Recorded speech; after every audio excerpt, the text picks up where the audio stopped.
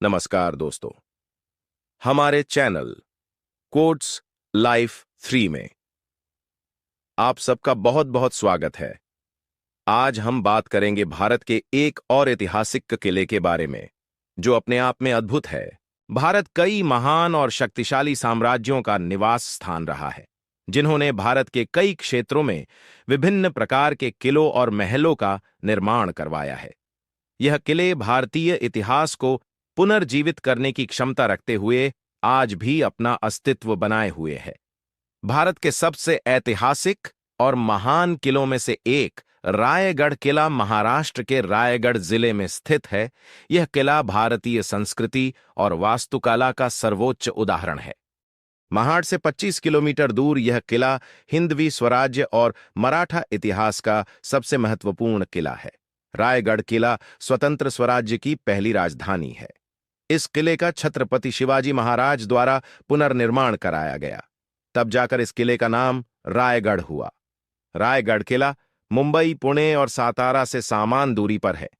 उसके अलावा यह किला डेक्कन पठार और तटीय महाराष्ट्र के बीच एक महत्वपूर्ण खड़ी है। रायगढ़ छत्रपति शिवाजी महाराज द्वारा निर्मित स्वराज्य की पहली राजधानी है। रायगढ़ अच्छी तरह से पहाड़ों से घिरा हुआ है। किला अपने उत्तर और पूर्व से काल नदी से घिरा हुआ है। युद्ध के लिहाज से काफी मजबूत यह किला अपने समय में काफी सुरक्षित माना जाता था।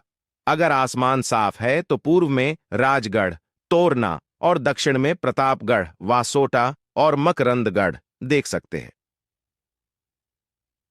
शिवाजी महाराज के द्वारा किले को जीतने से पहले इसे रायरी के पहाड़ी के नाम से जाना जाता था। अपनी अभेद्यता के कारण रायगढ़ को पूर्व का जिब्राल्टर कहा जाता था।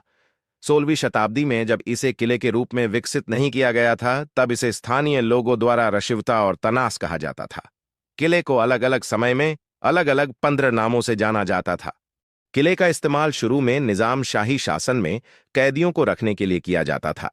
इसके बाद जावली के मोरे का शासन आया। 6 अप्रैल 1656 को शिवाजी महाराज ने रायरी के मोरे का पराभव करते हुए मई में कब्जा कर लिया। कल्याण का तत्कालीन सूबेदार आदिल शाह के खजाने को वीजापुर ले जा रहा था, जिस पर मराठों ने छापा मारकर उसका इस्तेमाल किले को मजबूत करने के लिए किया गया था। शिवाजी महाराज ने रायगढ़ को स्वराज्य की पहली राजधानी के रूप में चयन कैसे किया, इसका वर्णन शनशाद बखर में किया गया है। अगर आप रेलवे से अपना सफर तय करने वाले हैं तो हम आपको बता दें कि रेलवे महाड़ तक ही जाती है।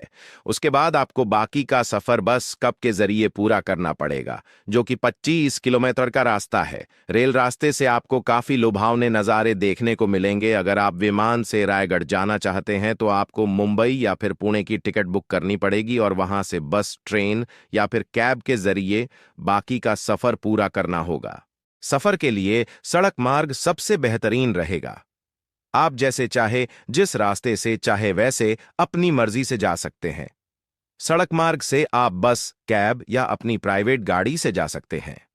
यूरोपीय लोगों द्वारा पूर्व का जिब्राल्टर कहे जाने वाले रायगढ़ किले में कई प्रवेश द्वार हैं, अर्थात नागरखाना दरवाजा, मेना दरवाजा और पालखी दरवाजा, साथ ही महादरवाजा जो कि किले का मुख्य प्रवेश द्वार है। किले से एक कृत्रिम झील भी दिखाई देती है, जिसे गंगा सागर झील के नाम से जाना जाता है। रायगढ़ किला काफी बड़ा है, इस कारण किले पर एक बाजार पेठ भी था। आज भी उस बाजार पेठ के अवशेष देखे जा सकते हैं। किले में एक ऐतिहासिक दीवार है जिसे हीराकानी बुरुज कहा जाता है, जो एक विशाल खड़ी चट्टान पर बनी है। किंवदंती है कि पास के गांव से हिरकानी नाम की एक महिला किले में रहने वाले लोगों को दूध बेचने के लिए आई थी। वह किले के अंदर थी जब सूर्यास्त के समय दरवाजे बंद कर दिए गए और ताला लगा दिया गया। उसने लोगों की चीखें सुनी। रात होने के बाद उसके नवजात बेटे की गूंज गांव में वापस आ गई। चिंतित मां सुबह होने तक इंतजार नहीं कर सकी और साहसपूर्वक अपने बच्चे के प्यार की खातिर घने अंधेरे में खड़ी चट्टान से नीचे उतर गई। बाद में उसने छत्रपति शिवाजी के सामने इस असाधारण उपलब्धि को दोहराया और उसे उसकी बहादुरी के लिए पुरस्कृत किया गया। उनके साहस और बहादुरी की सराहना करते हुए छत्रपति शिवाजी ने इस चट्टान पर हिरकानी गढ़ का निर्माण किया।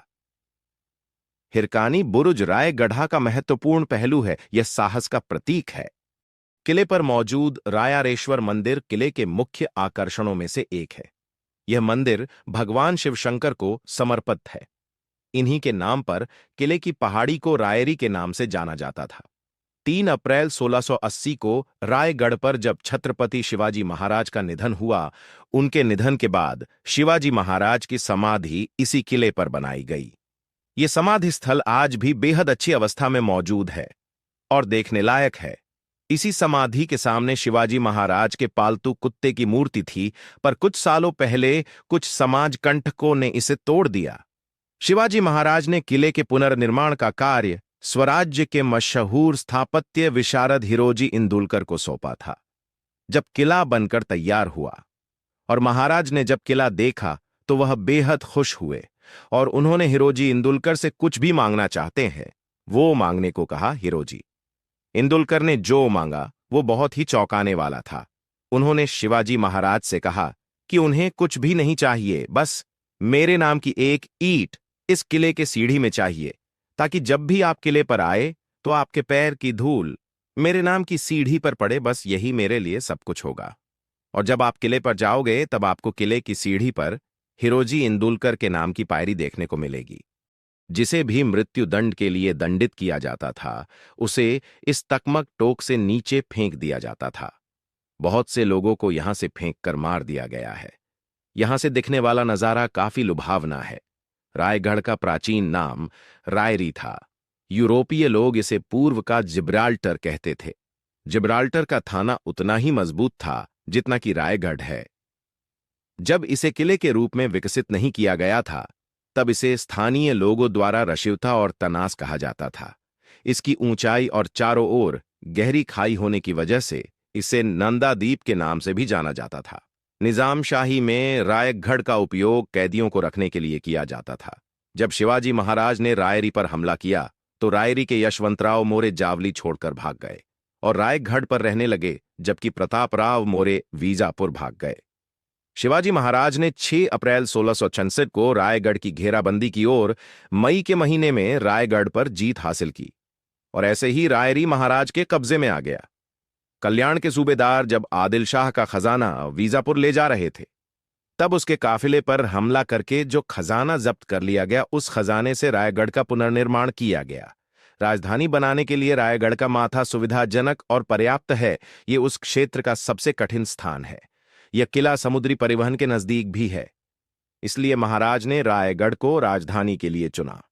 किले पर कई कुएं और झीलें मौजूद हैं। सभी यवनों की जीतने के बाद राजा शिवाजी महाराज ने रायगढ़ को अपनी राजधानी बनाई और प्रजा की इच्छाओं को पूरा करते हुए दुनिया में सबसे बड़ी सफलता हासिल की।